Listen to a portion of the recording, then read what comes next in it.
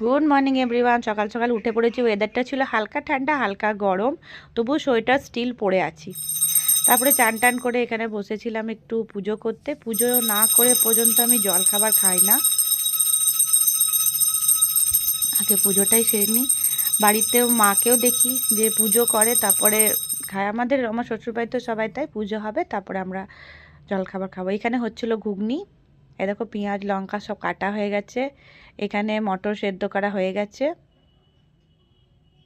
পেঁয়াজ লঙ্কা টমেটো কাটা হয়ে গেছে। এখানে গেছে পাঁচ ফোড়ন, মেথি আই থিঙ্ক, আর এখানে গেল তেজপাতা।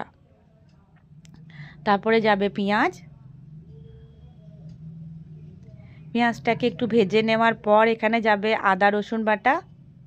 পেঁয়াজটা প্রায় লাল হয়ে ভাজা হয়ে গেছে, এর ওপরে চলে গেল আদা রসুন বাটা।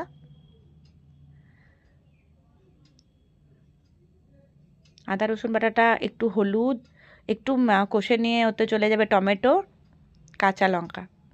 এগুলোকে একটু ভেজে নিতে হবে। একটু ভেজে নেওয়ার পর এখানে কিছু গুঁড়ো মশলা অ্যাড করব। দেখো চলো কি কি গুঁড়ো মশলা দেওয়া যাচ্ছে এখানে দেখি। এখানে যাবে সানরাইজের লাল লাল লাল শুধু বলবো না, এটা ঝালও হয়। এবার এটাকে একটু কষিয়ে নেব। তারপরে এতে যাবে গরম মশলা,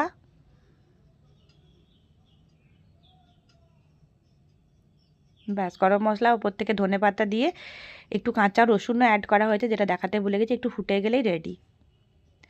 আর এখানে হচ্ছিল গরম গরম লুচি।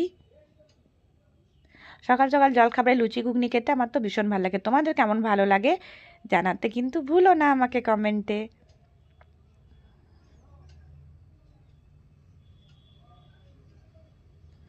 তারপরে গরম গরম লুচি হয়ে গেল।